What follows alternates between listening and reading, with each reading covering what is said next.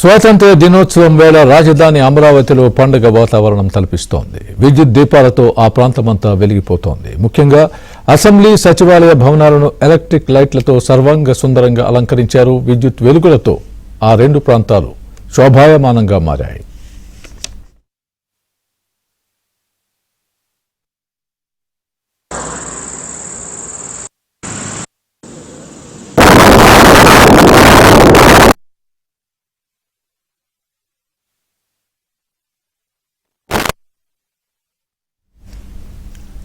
మువ్వన్నెల జాతీయ పతాకాన్ని ప్రతిబింబించేలా సచివాలయంలోని 5 భవనాలకు ప్రత్యేకంగా విద్యుత్ దీపాలను ఏర్పాటు చేశారు.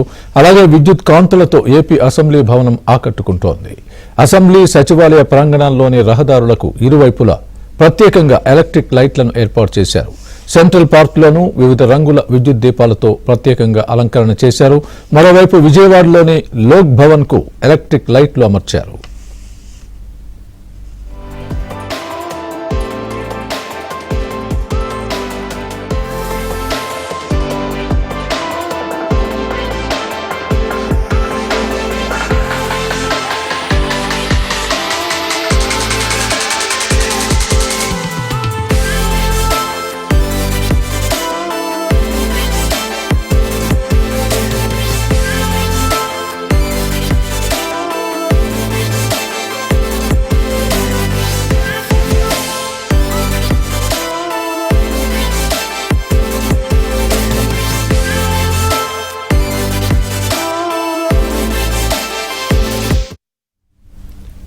ఇదే విషయానికి సంబంధించి మరింత సమాచారం మా ప్రతినిధి సత్య చెబుతారు. సత్య,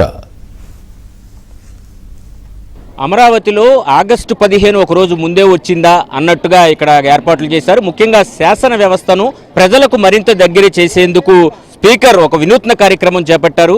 ప్రజలందరినీ కూడా శాసన వ్యవస్థలో భాగస్వాములు చేసేందుకు వారిని అసెంబ్లీకి, కౌన్సిల్కు సందర్శన కోసం ఈరోజు అనుమతిచ్చారు. దానిలో భాగంగా సీనియర్ సిటిజన్స్ నుంచి చిన్నపిల్లల వరకు, స్కూల్ విద్యార్థుల వరకు ప్రతి ఒక్కళ్ళు కూడా అసెంబ్లీ లోపలికి వెళ్ళి ముఖ్యమంత్రి ఎక్కడ కూర్చుంటారు, డిప్యూటీ సీఎం ఎక్కడ కూర్చుంటారు, ఇవన్నీ విషయాలు చూడడంతో పాటు అసెంబ్లీని రంగురంగుల కాంతులతో అలంకరించడంతో అది కూడా చూసి ముగ్ధ మనోహరంగా ఫీల్ అయ్యారు. వాళ్ళందరూ కూడా ప్రస్తుతం మనతో మాట్లాడేందుకు అసెంబ్లీ సందర్శనకు వచ్చిన సందర్శకులు ఉన్నారు. సార్ చెప్పండి, ఈరోజు అసెంబ్లీ చూడడానికి వచ్చారు, ఏం ఫీల్ అవుతున్నారు? సస్యశ్యామలంగా ఉందండి. అసలు మేము కని విని ఎరగని రీతిలో ఉంది. ఆ విధంగా లైటింగు అదంతాను. మరి శాసనసభ కార్యక్రమాలు జరిగే చోట మరి సీఎం గారు ఎక్కడ కూర్చునేది, ప్రతిపక్ష నాయకులు ఎక్కడ కూర్చునేది, స్పీకర్ గారు ఎక్కడ కూర్చునేది, మరి డిప్యూటీ సీఎం గారు ఎక్కడ కూర్చునేది, ఈ కార్యక్రమాలన్నీ ఇవన్నీ చూసామండి. చాలా ఆహ్లాదకరంగా, చాలా కన్నుల విందుగా ఉందండి. ఫస్ట్ టైం అవకాశం కల్పించారు ఆంధ్రప్రదేశ్ శాసనసభ ఏర్పడిన తర్వాత కొత్త రాష్ట్రంలో. ఏం చెప్తారమ్మా? బ్యూటిఫుల్గా ఉందండి. భలే కళాకాంతులతోటి వెలువెలుతుందండి. అయ్యన్న పాత్రుడు గారికి, కొల్లి ఏరుశలేం గారికి ధన్యవాదాలండి. రఘురామకృష్ణరాజు గారికి, సామాన్య ప్రజలు కూడా చూసుకునేందుకు అవకాశం ఇచ్చారండి. ఇది జనప్రభ ప్రజా పరిపాలన అండి. ఇది అంతా కూడా ఈ పరిపాలన బాగుందండి. బాగా అసలు మాకు ఎన్నడూ కూడా చూడలేదండి. మేము సీఎం గారు ఎక్కడ కూర్చున్నారు, డిప్యూటీ సీఎం ఎక్కడ కూర్చున్నారు, పవన్ కళ్యాణ్ గారు, బాబు గారు, లోకేష్ గారు ఎక్కడ కూర్చుంటున్నారని కనులు విందుగా ఉందండి. బాగుందండి. అసలు చిన్నపిల్లలతో కూడా వచ్చారు మీరు, ఎలా ఉంది ఎక్స్పీరియన్స్? నమస్తే అండి, నా పేరు రమాదేవి కోసూరి, హైకోర్టు ఎంప్లాయీ. ఈ అవకాశం కల్పించినది చాలా ఆనందంగా ఉంది మాకు. సీఎం సార్ అన్ని వాళ్ళ సిట్టింగ్ కూర్చోబెట్టిన ప్లేస్ మొత్తం ఎలా ఉంటుంది, వాళ్ళు ఎలాగా డైలీ మీటింగ్ పెట్టుకుంటారు అనే మొత్తం చూపించి మాకు చాలా ఆనందంగా ఉంది. ఈ అవకాశం ఇప్పుడు దాకా ఎవరైతే కల్పించలేదు.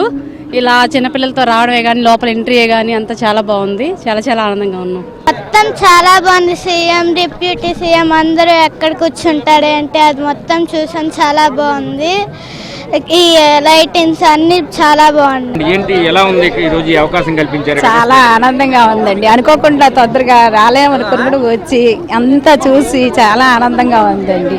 మీరు ఎక్కడైనా టీవీలో చూస్తే మీకు అంత క్లారిటీగా కనబడదు, కానీ మీరు అంతా లైవ్లో వచ్చి చూస్తేనే మీకు చాలా ఆనందం కలుగుతుంది. కాబట్టి అందరూ లైవ్లకి ఇక్కడికి వచ్చి చూస్తారని నా అనుభవాలు. Thank you. స్వతంత్ర దినోత్సవాన్ని పురస్కరించుకుని అసెంబ్లీ, అదేవిధంగా సెక్రటేరియట్, హైకోర్టు వంటి ప్రభుత్వ భవనాలన్నింటినీ కూడా మువ్వన్నెల పతాకాన్ని పోలి ఉండే విధంగా అద్భుతమైన దీపకాంతులతో అలంకరించారు. ఈ దీపకాంతులు ఇక్కడే కాకుండా నిన్న ఏదైతే అమరావతి సీడాక్సిస్ రోజ్ ఫేజ్ 2 ముఖ్యమంత్రి ప్రారంభించారో అక్కడ కూడా ఇదే తరహాలో దీపకాంతులతో అలంకరించిన పరిస్థితి అయితే ఉంది. దీంతో అమరావతి ప్రాంతం అంతా కూడా ఒక రోజు ముందే స్వతంత్ర దినోత్సవ వేడుకలు జరుపుకుంటున్నట్లుగా మనకు కనిపిస్తోంది. ఇక్కడ ఉన్నటువంటి దీపకాంతులను చూసినటువంటి ఈ అసెంబ్లీ కోసం ఈరోజు సందర్శనకు వచ్చిన ప్రజలందరూ కూడా చాలా హర్షం వ్యక్తం చేస్తున్న పరిస్థితి అయితే ఉంది. కెమెరా పర్సన్ సుబ్రహ్మణ్యంతో Satya, ABN Andhrajyothi, Amaravati, AP assembly వద్ద.